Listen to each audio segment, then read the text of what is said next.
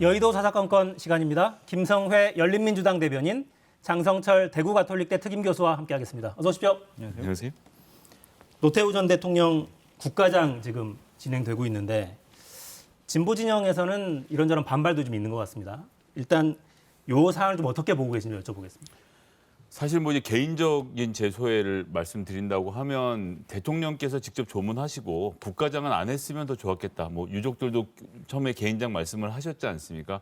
그런 문제라고 보고요. 그래서 열린민주당도 저희 장례위원 위촉을 당대표께 제안이 들어왔는데 일단은 거절을 했습니다. 사실 아직 희생자 가족들이 살아계시기 때문에 지금은 좀 부적절하지 않나 생각을 하고 사실은 국가장법 개정안에서 올라와 있었거든요. 이걸 그냥 평상시에 논의를 했으면 됐는데 그런 부분은 민주당이 잘못한 거죠. 정리를 해놨으면 지금 이런 사회적 혼란의 비용을 처리하지 않았겠다 싶은 생각입니다.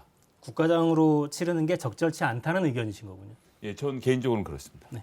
어떤 의견이신지? 저는 국가장으로 치르는 게 맞다라는 생각이 듭니다. 법과 규정상 국가장으로 치르지 않을 방도가 없었어요. 그리고 전직 대통령이기 때문에 좀 어느 정도는 진영을 떠나서 예우를 해주시는 것이 어떨까라는 생각이 듭니다. 노태우 전 대통령과 그 가족, 아들은 노재현 씨 같은 경우엔 정말 과오에 대해서 무릎 꿇고 용서를 빌고 좀 여러 번 사과를 하지 않았습니까? 그런 부분에 있어서 집권 세력이 좀 너그러운 마음으로 받아들여주고 용서해줬으면 좋겠다라는 생각이 듭니다. 근데 12.12 군사반란의 주역이 한 명 더 있잖아요. 전두환 씨. 전두환 씨도 그럼 국가장으로 해야 될까요? 전두환 씨는 빼고 해야 된다고 저는 생각을 해요. 전두환 씨는 빼고. 네, 왜냐하면은 직접적으로 보안사령관으로서 어쨌든 국민에게 총을 겨누고 많은 국민들이 희생당하지 않았습니까? 그것도 중요하고 또한 아직도 본인의 잘못이라고 얘기를 하질 않아요. 광주 얼마나 마음 아픈 분들이 많이 있습니까? 가족을 잃은 분들에 대한 한을 풀어주지를 못할 만정 더 화나게 하고 계시잖아요. 그건 전직 대통령으로서 해야 될 역할이 아니라고 생각이 듭니다. 그분은 빼더라도 이 노태우 전 대통령 같은 경우엔 너그럽게 잘 결정하셨는데 저는 조금 안타까운 건 아쉬운 건 문재인 대통령께서 직접 조문도 하셨으면 얼마나 좋았을까라는 생각이 듭니다. 정말 정반대네요. 그러니까 정의당도 논평이 나왔는데 민주주의에 대한 조롱이다. 국가장이 이렇게 평가했고 광주광역시 이제 당사자죠 거의. 조기 개항이나 분향소 설치는 하지 않겠다라는 입장도 나왔어요. 예, 사실 망자가 계시는 입장에서 저희가 말씀드리긴 되게 조심스럽긴 합니다만 진상 규명에 협조한 바 없고 본인이 사과한 적 없습니다. 그것이 역사적 사실로 있는 상태인데 이렇게 돌아가셨으니까 유야무야 넘어가자라고 말씀드리기 되게 어렵죠. 알겠습니다. 또 한 명의 당사자 전두환 씨는 결국 사과하지 않고 가실 예정인지 그런 생각인지 좀 보겠습니다. 자, 현안 이야기로 넘어가죠. 국민의힘 대선 경선 후보 결정 일주일여 앞으로 이제 다가왔죠. 다음 주 금요일에 확정이 됩니다. 후보들 간 신경전 점점 가열됩니다. 영상 먼저 보겠습니다.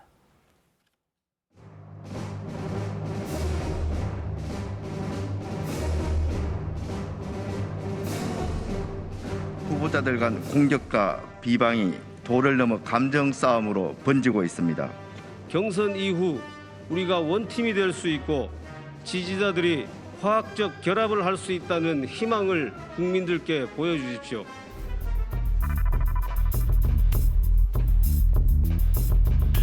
두 번의 당대표와 또 두 번의 대선 출마, 지사, 5선 의원 이런 이제 정말 그 눈부신 경력에도 불구하고 홍 후보님하고 가까이 근무했던 사람들, 이 홍 후보님을 떠나는 사람들이 많다 이런 얘기들을 이제 합니다. 그럼 왜 홍 후보님 주변에 이렇게 배신자가 많으며 26년 정치하면서 배신은 한 두 번 당해봤어요. 내가 키운 사람한테. 특히 윤 후보님 진영에 가 있는 어떤 분은 내가 행정부지사로 3년 데리고 있고 올 때 갈 데 없는 사람을 내가 데리고 왔어요. 그래 하고 난 뒤에 윤 후보 진영으로 붙어 있길래 지난 3월에 내 불러서 이중 생활하지 마라. 그쪽으로 가라. 답답한 모양입니다. 네. 이제는 이신고기까지 하시는 거 보여요. 체포영장 기각된 사람에 대해서 구속영장 청구한다는 거 저도 이거 처음 있는 일인데 처음 보는 건데 27년의 법조 생활 중에 어떻게 생각하십니까? 제가 강론에 대해서는 솔직히 잘 모르겠고요. 네네. 총론 부분에서 그런 총론만. 부당한 압박에 대해서 당당히 맞서서 잘 이겨내시기를 바랍니다. 여당의 당대표가 동수철을 압박해서 이게 소위 말하는 영장 사주 아니겠습니까? 이거 우리 이것은, 당에 대한 경선 개입 아닙니까? 저는 참 딱하다고 생각이 되는 게 여기 대선 토론자입니다. 우리가 대선 토론에서 못 다룰 주제입니까? 아니요. 입장이 줄곧 어떠십니까? 정책 토론을 하자고 할 네. 때는 이거는 언제인데 중요한 탄소세에 대해서 어떤 입장이세요? 그게 무슨 장학퀴즈식으로 질문이 내 야비하게 느껴지니까 아니, 그래, 답변을 대통령한테 하는 겁니다. 탄소세 정책을 묻는 게 무슨 야비한 질문입니까? 혹시 입장이 없으십니까? 이 머리 그래 좋으신 분이 어떻게 토론을 그렇게 하세요? 아니 토론 답을 안 하고 이렇게 인신공격 내지는 그래 비아냥으로 이승민 후보께서 아유, 두 분 사이에 있으니까 귀가 아파가지고 양석. 네. 이런 내용만 있었던 건 아닌데 네. 저희 프로그램에서는 재밌는 장면 뽑아야 되니까 어제 토론을 어떻게 보셨는지 먼저 좀 여쭤보겠습니다. 저 수준이 좀 낮아지고 있는 것 같아서 저 보다가 좀 돌렸어요. 그러니까 말꼬리 잡고 감정적인 대응을 하고 이런 모습만 보이더라고요. 솔직히 인내력의 한계를 좀 느꼈다. 제가 보수 우파 쪽에 있는 평론가로서 되게 국민 여러분들께 죄송하다는 얘기를 또 한 번 드리고 싶다라는 생각이 듭니다. 원희룡 후보 같은 경우에는 홍준표 후보가 탄소세 관련해서 딱 물어봤을 때 모르는 것 같으면 아예 뭐 모르시니까 제가 다른 질문 드리겠습니다. 이런 식으로 넘어갔으면 좋았을 텐데 집중적으로 공격을 했고 홍준표 후보 같은 경우엔 아니 내가 솔직히 잘 공부가 덜 됐다 이렇게 하고 넘어가면 되는데 또 원희룡 후보를 막 또 공격을 하더라고요. 이런 모습들이 국민을 좀 찌푸리게 하지 않았을까 그런 생각이 좀 듭니다. 정치인은요, 여러 뭐 당대표하고 대선 후보를 하다 보면 많은 사람들이 내 사람으로 있거나 챙기게 돼요. 근데 윤석열 후보 같은 경우에는 정치를 한 지 한 4개월 정도 됐는데 많은 국민의힘 의원들이 윤석열 후보 캠프에 가 있어요. 대략 한 90명 정도 가 있다고 하는데 그것을 갖고 홍준표 후보를 당신은 왜 사람이 없어? 라고 공격하는 것은 좀 부적절한 것 같습니다.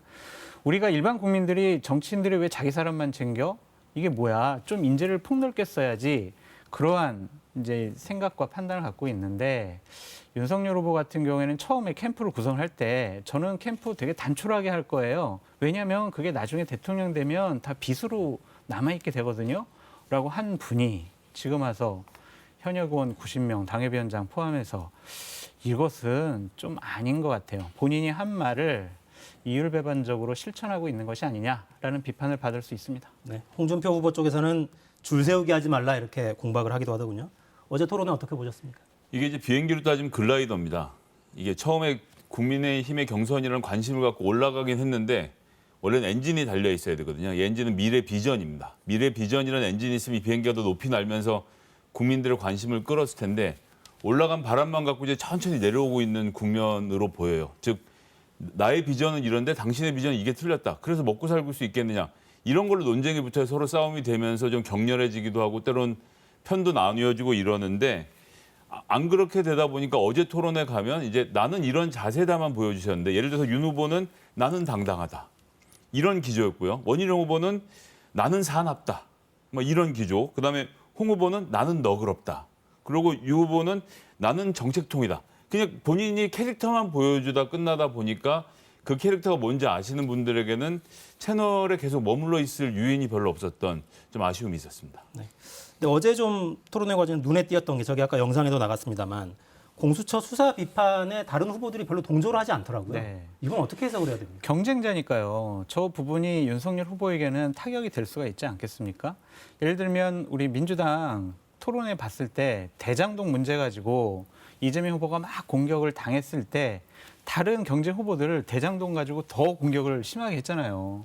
이낙연 후보 측 같은 경우에는 뭐 구속당할 가능성이 있어 라고까지 공격을 한 거 보면 경쟁자니까 편을 안 들어준 것이다 라고 말씀을 드리고 저는 윤석열 후보 쪽을 좀 비판하고 싶은 게 뭐냐면 저런 공수처 예를 들면 국민의힘 쪽에서 계속 지적하는 권력에 이용당하는 저런 공수처를 윤석열 후보가 검찰총장일 때 찬성했어요. 국민의힘은 반대했습니다. 그래놓고 이제 와서 공수처가 수사하는 거에 대해서 나는 억울해? 이렇게 얘기하는 것 자체가 이것도 또한 이율배반적이 아니냐라는 생각이 듭니다. 어떻게 보세요? 그러니까 이거를 윤석열 후보가 먼저 꺼내는 게 좀 어색하게 느껴지기도 하고요. 예, 일단 본인이 할 얘기는 아니었고요. 다른 사람이 공격이 들어왔을 때 짧게 끊고 나가서 이 이슈에서 관심을 멀게 해야 되는데 이렇게 되는 것은 사실은 이제 고발 사주 의혹 누가 봐도 좀 이상한 상황 아닙니까? 그런데다가 이제 징계와 관련돼서 징계가 잘못됐다고 본인이 그 검찰총장이 있을 때 내가 징계를 부당하게 받았습니다라고 막상 재판에 가보니까 1심이긴 하지만 판사가 2개월로 부족한데요. 더 받으셨어야 됩니다라고 이야기가 나오니까 이 문제에 대해서 나는 당당하다라는 입장을 설명하기 위해서 자꾸 이 문제를 끄집어내서 뭔가 좀 동의를 구하시는 것 같은데 후보들이 경쟁자 입장에서 동의하기는 뭐 어렵다는 장 교수님 말씀에 동의합니다. 여론 흐름을 보면 윤석열 후보가 좀 급한가 이런 생각이 들기도 합니다. 이재명의 맞설 후보로 누가 경쟁력이 있습니까? 이렇게 물어보니까 이건 국민 전체를 상대로 물어본 거예요. 홍준표 후보가 오히려 높게 나옵니다. 그러니까 이게 이 조사가 그 오차 범위가 2.2%여서 그러니까 위아래로 2.2%니까 4.4% 이상이면 오차 범위를 벗어나는 거죠. 오차 범위를 벗어나는 결과가 나왔어요.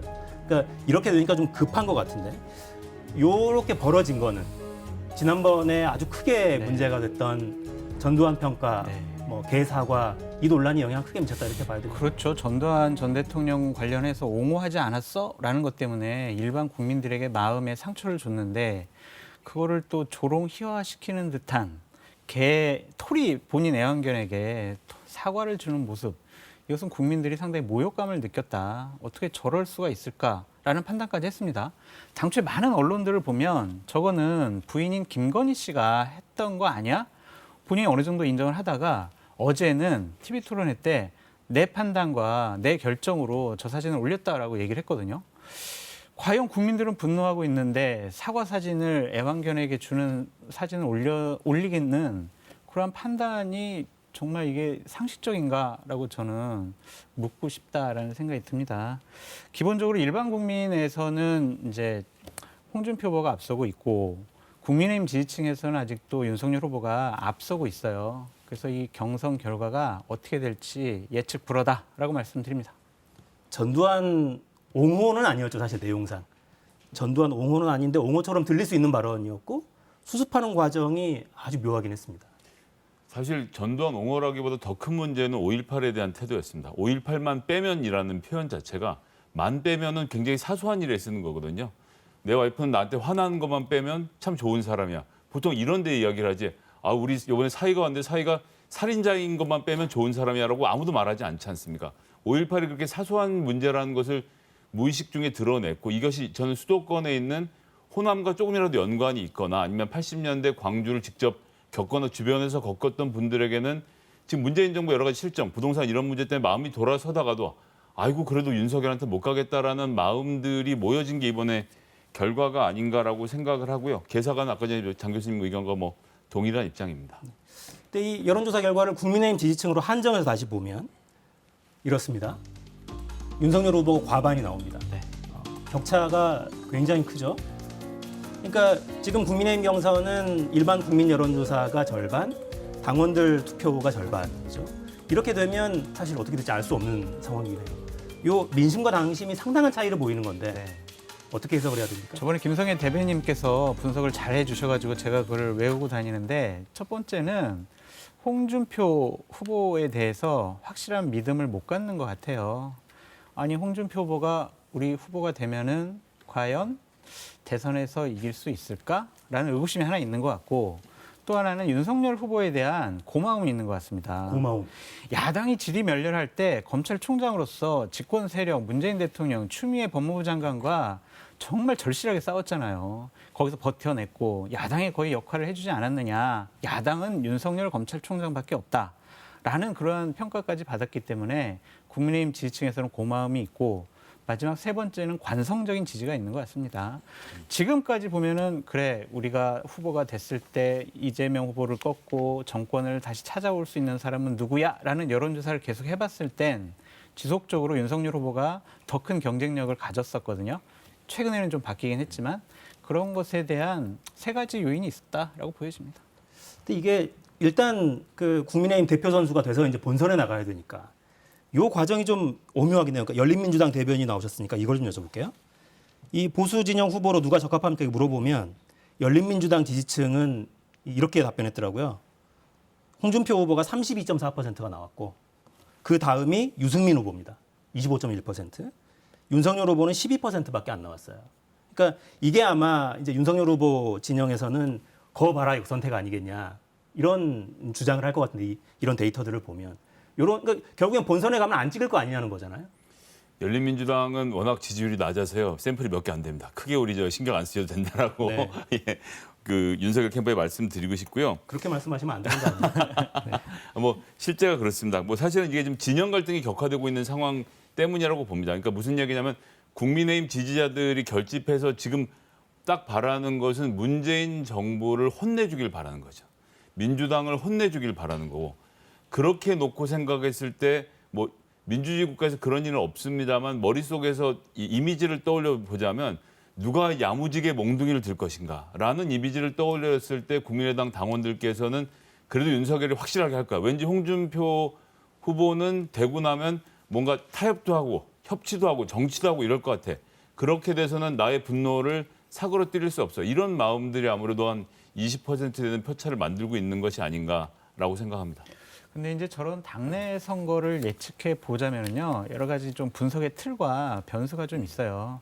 결국에는 이기는 후보는 이런 조건에 해당되는 후보더라고요. 첫 번째로는 일반 국민 여론조사에서 이기는 분, 두 번째는 20, 30대 지지를 많이 받는 분, 세 번째는 실수를 덜 하는 분, 그리고 네 번째는 흐름과 추세가 좋은 분. 그러한 후보들이 결국엔 나중엔 이기게 되더라고요. 또 하나 이제 덧붙여 말씀드리자면 자발적으로 하느냐 아니면 조직 선거를 치르느냐 그것도 상당히 큰 이제 변수가 돼요. 윤석열 후보 측 같은 경우에는 뭐 캠프 인원이 300명 정도 되고 당협위원장, 국회의원 한 90명 정도 되지 않습니까? 홍준표 후보는 그런 게 없어요. 그런데 어떤 특정 커뮤니티 가면은 무척 자발적으로 많이 선거운동을 본인들이 하더라고요. 그래서 그런 것들을 보면 앞으로 진짜 어떻게 될지 저 스스로 상당히 궁금합니다. 근데 굉장히 홍준표 후보 쪽이 유리할 거라고 보시는 것 같은데, 그러니까 방금 언급하신 오늘 나온 이 여론조사 결과를 봐도 그런 대목들이 좀 나옵니다. 그러니까 홍준표 후보는 20대, 30대에서 굉장히 지지율이 높고요. 윤석열 후보는 고령층의 지지율이 높긴 하죠. 그러니까 왜냐면은요, 이게 국민의힘 지지층은요, 누군가 우리 당의 후보가 되는 게 중요한 게 아니에요. 그 후보가 본선에 가서 대통령이 돼서 정권 교체하는 걸 원하는 거잖아요. 혼내주기를 바라는. 그렇습니다. 그런데 우리가 20, 30대가 지금까지 취약 계층이었는데 지금 20, 30대 지지를 받는 후보가 지금 나타났잖아요. 그렇다면은 국민의힘 지지층도 앞으로 다음 주 월요일부터 투표를 하게 되는데 좀 생각을 바꿀 수도 있다라고 전망해 봅니다. 네. 상황이 이렇게 되니까 후보들 발언 좀 세집니다. 홍준표, 윤석열 후보 발언 듣고 이어가겠습니다. 반문 직결 가지고 정권 교체 안 됩니다. 정권 교체의 키는 2030 중도층 호남이 지고 있습니다. 국민의힘 지지층만으로는 본선 이기기 어렵습니다. 불가능합니다. 8.2 때는 부패한 곳에만 덜끓습니다. 기자 여러분들, 그건 내가 한 말이 아니니까 김종인 위원장이 한 말입니다. 저는 당심이나 민심은 똑같다고 봅니다. 다만 그 민심 중에 정권 교체를 바라는 민심이냐, 정권의 연장을 바라는 민심이냐 하는 것이 문제이지, 정권 교체를 바라는 민심과 또 정권 교체를 하려는 우리 당의 당심과 그게 뭐 큰 차이가 있겠습니까? 정치 경륜이 수십 년 되신 분이 그런 말씀을 하신다는 것은 오히려 자기 부정이 아닌가 그렇게 생각을 하고 있습니다. 네, 국민의힘 경선 막판인데 어제부터 갑자기 본인 인증, 뭐 대리 투표 이런 논란이 좀 있었어요. 그러니까 윤석열 후보 캠프 쪽에서는 이 ARS 투표에 본인 인증을 도입하는 것 자체가 노인층 투표를 방해하는 행위다 이렇게 주장하고 나섰고, 홍준표 후보 쪽에서는 아니 그럼 본인 인증도 안 하고 투표하는 법이 어디냐 이렇게 주장을 하고 있어요. 그러니까 이 논란이 왜 벌어졌냐면 윤석열 후보 측에서 문자를 돌렸어요. 투표하기 어려운 분들은 저희가 도와드립니다. 라고 하니까 홍준표 후보 쪽에서는 이거 대리 투표하는 거 아니야? 라고 한 거죠. 그래서 홍준표 후보 쪽에서 선거관리위원회에 ARS 본인 인증 시스템을 좀 도입합시다 라고 했는데, 선거관리위원회에서는 우리가 한 번도 도입해보지 않았다. 그리고 시뮬레이션 해보니까 그렇게 큰 영향이 없다 라는 결정으로 이것은 도입을 안 하기로 했습니다. 홍준표 후보 쪽에서 좀 얘기하고 싶은 게 뭐냐면 이거 한번 도입되지 않았었거든요. 이것을 우리가 도입하면 우리 홍준표 후보가 좀 더 유리할 거야 이렇게 판단하는 것은 상당히 국민의힘의 지지자와 국민들을 모독하는 거다라고 말씀드려요. 민심과 천심을 수학적인 계산으로 판단을 해서 답은 A야, B야, C야 이런 식으로 생각과 판단을 하는 것 자체가 상당히 좀 국민을 모욕시키는 것이다라는 생각이 듭니다. 선거는요 계산하는 쪽이 진다라고 말씀드립니다. 계산하는 쪽이 진다. 근데 계산까지는 잘 모르겠는데 좀 의아하긴 해요. 그러니까 저희가 노조에서 뭔가 조사할 때, 무슨 협회에서 뭔가 조사할 때, 저희 회사에서 뭔가 정책 변화가 있을 때 직원들 의견 조사하잖아요. 그런 거 할 때도 사실 본인 인증하거든요. 근데 이거 도입하는 게 뭐가 문제지 이런 생각이 들긴 하더라고요. 저희 열린민주당 같은 경우는 이제 저런 투표가 있을 때는 선관위에다 의뢰를 하거든요. 그럼 선관위에서 본인 인증 시스템을 붙여서 굉장히 저렴한 가격에 투표를 할 수 있도록 다 준비가 되어 있습니다. 그리고 시비도 가장 안 붙고 왜냐하면 선거관리위원회에서 직접 관리를 하기 때문에 그런 시스템을 도입하면 되는데 사실 이 얘기는 지금 할 얘기가 아니라 이미 선거 시작할 때 합의를 보고 나왔어야 되는 문제라서 지금 문제 제기하는 것은 의미가 없고 그리고 크게는 이걸로 몇 표 차이 안 납니다. 지금 뭐 장 교수님 말씀하신 대로 이런 데서 쪼잔하게 하면 그것 자체가 민심에 부정적인 영향을 미치기 때문에 이번엔 넘어가되 앞으로는 중앙선거관리위원회를 적극적으로 활용하시라는 말씀 드리겠습니다. 네. 제가 매일매일 정치 대담하면서 제일 이상하게 생각하는 게 그 지점이에요. 경선 거의 끝물에 와서 왜 룰 전쟁을 하는지를 이해를 못 하겠어요. 그러니까 룰을 정해놓고 싸우라고 해야죠. 그러니까 예상치 못한 변수들이 나타나니까 저 변수는 우리에게 불리할 거야. 그러니까 문제 제기해야지. 이렇게 생각을 하는 것 같은데 조금 더 이제 이런 선거를 처음부터 치러본 경험 있는 실무자가 없었던 것이 문제였다라고 말씀드려요. 정치판도요. 그런 선거 실무자가 한 5년, 10년 되면 다른 데로 또 많이 가서 막상 대선 캠프마다 남아있는 경우가 잘 없긴 합니다. 그렇죠. 당도 계속 쪼개지고 터지고 다시 그렇죠. 모이고. 자, 이제 근데 엊그제 갑자기 지라시가 이런저런 정보지가 많이 돌았어요. 특정 후보가 누군가에게 총리를 제안했다더라. 네. 뭐 단일화 논의를 하고 있다더라. 이런 정보지가 굉장히 많이 돌았는데 당내 혹시 그런 흐름이 구체적으로 보입니까? 없는 것 같아요. 그러니까 제가 기자분들을 통해서 들은 얘기는 뭐냐면 유승민 후보 그 참모들이 이렇게 되다가는 저 윤석열 후보가 될 것 같으니 뭐 주말쯤에는 좀 홍준표 후보를 지지하는 그런 모양새의 단일화를 하는 게 어떻겠냐라고 설득을 했더니 유승민 후보가 역으로 참모들을 설득을 하더래요. 아니 이 사람들아 내가 이제 마지막 정치적인 여정이고 마지막 도전인데 미안하지만 좀 이번까지만 나 좀 도와줘라. 그렇게 해서 참모들이 좀 설득을 오히려 당한 것 같습니다.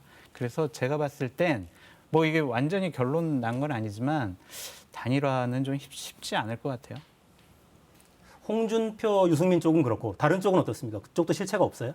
원희룡 후보 같은 경우에는 본인이 뭐 1등 된다, 뭐 국민의힘 대선 후보가 된다라고 처음부터 목표를 하지 않았고 본인을 충분히 알리고 있고 나는 유승민 후보를 제끼고 3등을 할 거야라는 의지가 좀 강하더라고요. 완주할 것으로 보여집니다. 어떻게 보십니까? 이런저런 설들은 많이 들으셨죠? 예, 뭐 많이 들었는데 전 뭐 지금에 있어서는 어렵다고 봅니다. 다만 홍준표 후보가 유승민 후보와 단일화를 만들어낸다면 그것 자체가 가지는 정치력이 엄청나다라는 점은 전 인정해 드릴 수 있다라고 생각하고 지금 사실 홍준표 후보가 꽤 올라왔는데 골든 크로스라는 건 추세선을 치고 올라가는데 계속 약간 머물러 있는 수준의 문제가 있는 거 아닙니까? 이 교착되는 상태에서 개에게 사과를 주는 사진 때문에 중도 민심이 실제로 빠지기 시작해서 윤석열 후보 쪽이 좀 내려간 그림으로 보여져서 저는 윤석열 후보 쪽이 훨씬 가능성이 높다고 생각했는데 지금 굉장히 박빙으로 붙어 있다라고 보여지고요. 원희룡 후보는 말씀하신 대로 유승민 후보와의 격차를 어떻게든 만들어서 3등을 해서 이 제주도 정치를 벗어나서 중앙 정치에 다시 복귀하는 것 그리고 새로운 국민의힘의 당의 주 세력으로서 이 당을 혁신하는 선봉에 서는 것을 목표로 삼지 않겠나 싶습니다. 네. 향후 추세 전망 여쭤보면 또 윤석열 후보 쪽에 불리하다고 말씀하실 거죠? 그러니까 홍준표 후보가 유리한 지점은 한 4가지가 되고 윤석열 후보가 유리한 건 한 2가지 정도가 되는 것 같아요. 뭐냐면은 국민의힘 지지층에서 지지율이 높게 나온다라는 것. 물론 그것이 당원의 표심과는 좀 다를 겁니다. 그리고 당협위원장들, 국회의원들을 많이 확보하고 있기 때문에 조직을 훨씬 더 많이 가동할 수 있다. 있다라고 말씀을 드리는데 선거에 내려오는 격언이 있잖아요. 한번 말씀드린 것 같은데 당심은 민심을 이기지 못하고 조직은 바람을 이기지 못한다라고 말씀드립니다. 네. 바람이 어느 쪽으로 훨씬 더 많은 힘을 실을지 글라이더가 착륙하게 만들지 계속 띄울지 좀 보겠습니다. 자, 이제 여당 이야기로 넘어가 볼까요? 이재명 후보가 본격적으로 민생 또 경제 챙기기 행보하고 있죠. 어제 소상공인 자영업자 간담회를 하면서 음식점 허가 총량제 발언했습니다. 논란이 됐죠? 보시겠습니다.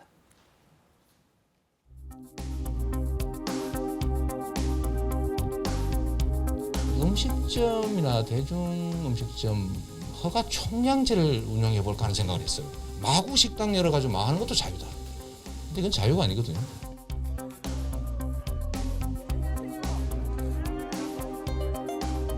우리가 밥을 먹고 또 생활에 필요한 물건을 사고 하는 것이야말로 시장 경제의 기본인데 그것을 총량제로 해서 국가가 저거 아마 히틀러 나치 때도 그런 짓을 안 했을 겁니다.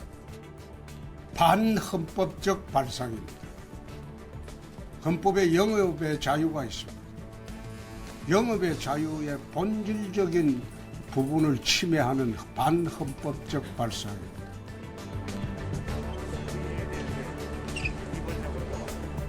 제가 성남시장 때 그 고민을 잠깐 했었다 는 말씀이고요. 이걸 국가 정책으로 도입해서 공론화하고 또 공약화하고 시행하겠다는 얘기는 아니었습니다.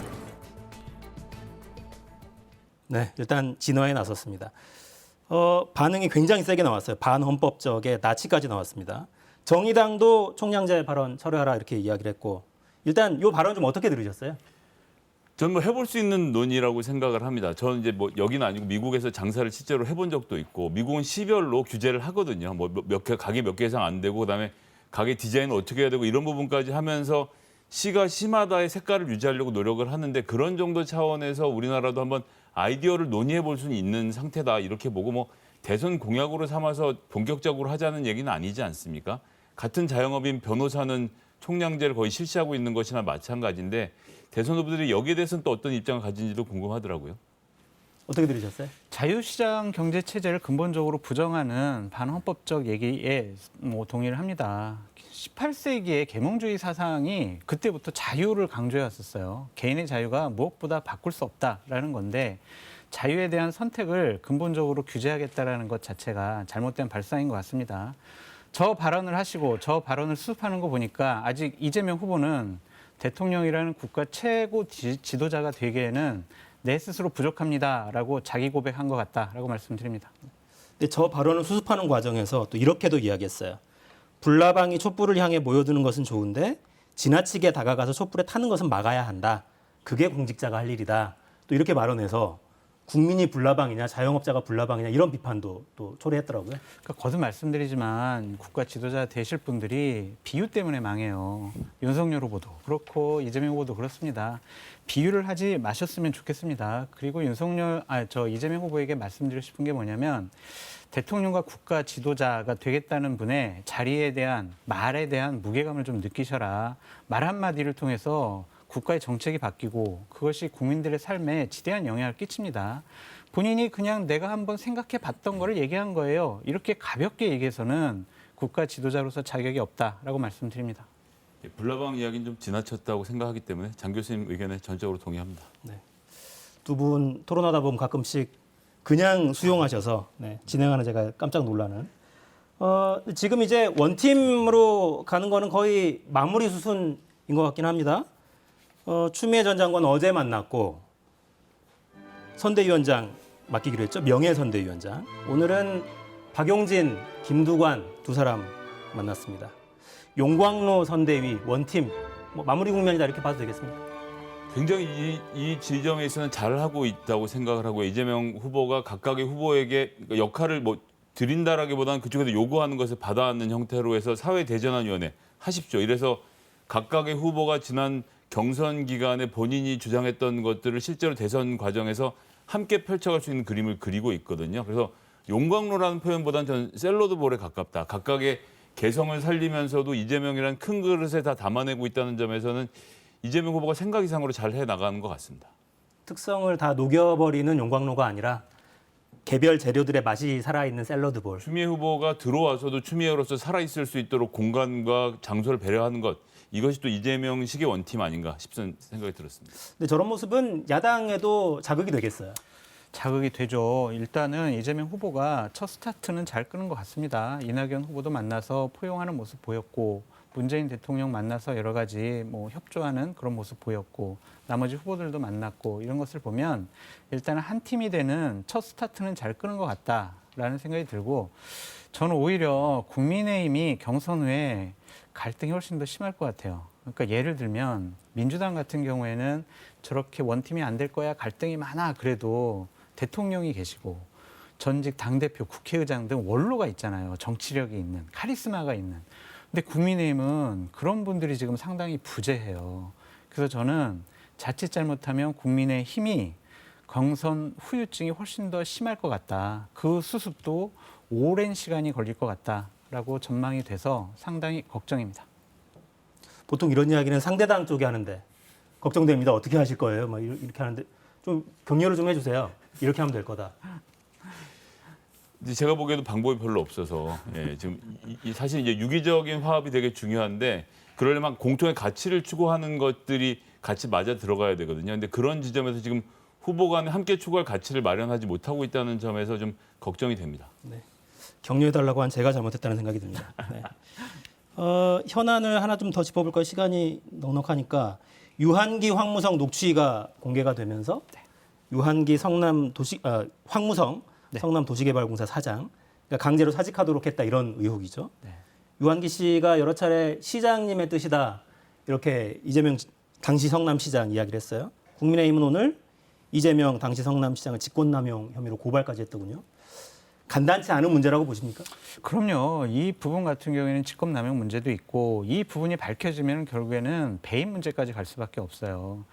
검찰에서는 유동규 씨에 대해서는 뇌물죄만 적용을 했지 배임죄를 뺐잖아요. 왜 뺐겠어요? 집권 여당의 대선 후보인 이재명 후보를 어느 정도 좀 보호하려는 그런 생각이 있지 않았을까? 아니면은 집권 여당 대선 후보를 검찰이 객관적이고 공정하게 제대로 수사할 수 있었을까? 그런 의구심이 드는 부분입니다. 기본적으로 황무성 씨 같은 경우에는 막 민주당에 계셨던 패널 분들이 나와가지고 저 사람은 원래 그 성남 도시개발공사 사장하기 전에 어떠한 법률적으로 문제가 있어서 기소도 당했고 뭐 그래가지고 1심도 지나고 그래가지고 내보낸 거야 라고 얘기를 하시더라고요. 그러면은 법적으로 규정에 맞게 내보내야죠. 감사하든지 아니면 징계위원회나 인사위원회를 열어가지고 공식적으로 문제를 처리해야지. 사장 밑에 있는 본부장이 이거 저희들 뜻인데요. 이거 그만두세요. 이거 큰일 납니다. 이런 식으로 협박하는 게 맞습니까?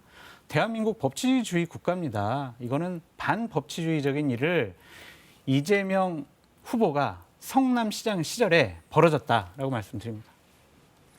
일단 배임을 못 거는 거는 다른 게 없습니다. 원래 뇌물이 나오고 뇌물을 A가 B에게 왜 줬는지를 밝히는 과정에서 B가 잘못한 걸 찾아야 배임까지 엮어 들어가는데 검찰이 제대로 수사 안 해서 그렇죠. 검찰이 수사를 제대로 하고 있기 때문에 지금 이만큼 좀 불거졌다고 생각하거든요. 그런 과정에서 지금 유동규 씨와 관련돼서는 대장동 건으로 뇌물 받은 걸 측정을 못하니까 지금 정치권에서 자꾸 빨리 하라고 하는 과정에서 저는 어긋난 점이 있기 때문에 배임이 빠진 것에 이재명 시장을 연결시키는 것은 좀 무리가 아닌가라고 생각을 하고요. 지금 뭐 김만배 씨, 유한기 씨 간의 뭐 금전 거래 이런 것도 다 드러나게 되는 거 아닙니까? 이거 하늘 아래 감출 수 있는 비밀이라는 건 없고요. 특히나 이렇게 관심 있는 사안에 대해서는 검찰이 수사를 잘 하고 있기 때문에 모든 진실을 드러내게 하면 된다. 이렇게 말씀드리겠습니다.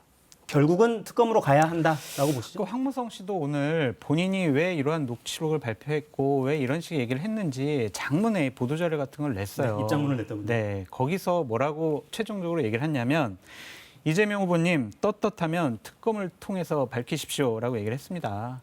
계속 얘기하잖아요. 민주당에 계신 분들이나 이재명 후보 같은 경우엔 국민의힘 게이트다라고 얘기하잖아요. 국민의힘 게이트니까 특검 통해서 제발 명명백백하게 낱낱이 밝혔으면 좋겠다라는 생각이 듭니다. 13번의 특검을 진행하는 동안 11번의 1차 수사를 마쳤고 2번 같은 경우는 수사를 중간에 중단했던 과거가 있기 때문에 한번 수사하는 과정에 대해서 자꾸 끼어들려고 하는 것은 계속 말씀드리지만 이렇게 되면 부산저축은행의 대장동 건만 안 들춰본 건에 대해서 주인검사였던 윤석열 후보도 수사 대상에 포함시켜서 네. 특검을 할 것인지 네. 이런 것을 뭐 지금 교수님이 그렇게 말씀하시지만 실제로 논의의 과정에 가면 이거 2달 보냅니다. 지금 국민의힘의 의지는 정확하게 보이는데요. 내년 1, 2월까지 특검을 미루겠다라는 것이거든요. 수사기관이 빨리 수사를 마쳐야 됩니다. 계속 여기에서 맴돌아요. 떳떳하면 특검을 받으라. 아니다. 대선까지 절대 못 끝난다. 시간 끌기일 뿐이다. 네, 알겠습니다. 주제를 살짝 바꿔보죠. 이게 내년 종로 보궐선거도 진행이 되죠. 근데 이준석 대표가 상계동 사랑이 지극하다고 계속 이야기하다가 미묘하게 표현이 바뀌었어요. 그리고 여권에서는 임종석 비서실장 차출 이야기가 또 나오더라고요. 실제로 석자 돌림이네요. 투스톤이 맞붙을 가능성이 있다고 보십니까? 지금 전망하는 거는 무의미해 보여요. 결국에는 뭐 그때 공천 때 과연 종로에 누구를 내보내야 우리가 대선에서 조금 더 긍정적인 결과를 얻을 수 있을까라는 판단이 가장 중요한 기준이 될 것 같아요. 그때 만약에 이준석 후보가 종로에 나가서 대선에 이길 수 있는 가능성이 좀 더 높아지면 당연히 이준석 후보가 나가겠죠. 지금은 안 나간다는 원론적인 얘기를 하더라도 대략 한 2월 달 그때쯤이면 결론 날 겁니다. 임종석 가능성은 얼마나 됩니까? 그건 이제 이준석 대표가 나간다고 하니까 얘기가 같이 나오는 중인 건데 이제 미래 권력으로서의 이준석의 네이밍이 있는 건데 거기에 이 민주당에서 지금까지 비서실장까지 하셨던 임종석 실장을 미래 권력이다라고 해서 붙일 가능성은 제가 보기에는 낮은 것 같습니다. 낮다. 후보에 따라 달라지는 그림이라서 함부로 말할 수는 없는데 이준석이랑 카드에 놓고 보자면 그렇다는 말씀을 드려야 되겠습니다. 그럼 이준석 카드에 좀 합당한 카드는 누가 있을까요? 그게 지금 이제 민주당으로서 가장 큰 고민이죠. 그러니까 그 차세대를 국민의힘만큼 준비해 왔는가에 대한 민주당 내의 자기 반성이 있다라고 들었습니다. 차세대 준비에 대한 자기 반성. 네, 알겠습니다. 장성철 특임 교수, 김성회 대변인과 함께했습니다. 감사합니다.